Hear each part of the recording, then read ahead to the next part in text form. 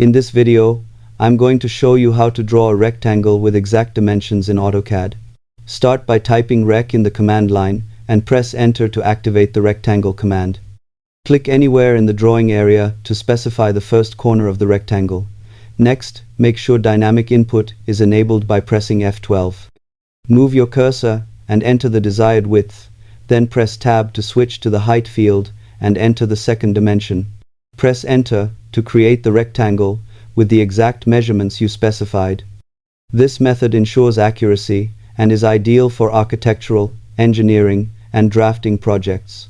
Using precise dimensions helps reduce errors and keeps your drawings consistent from the start. You can also modify the rectangle later using grips or editing commands if design requirements change. Mastering this basic command is an important step toward creating professional and accurate AutoCAD drawings. Thanks for watching and happy drafting in AutoCAD.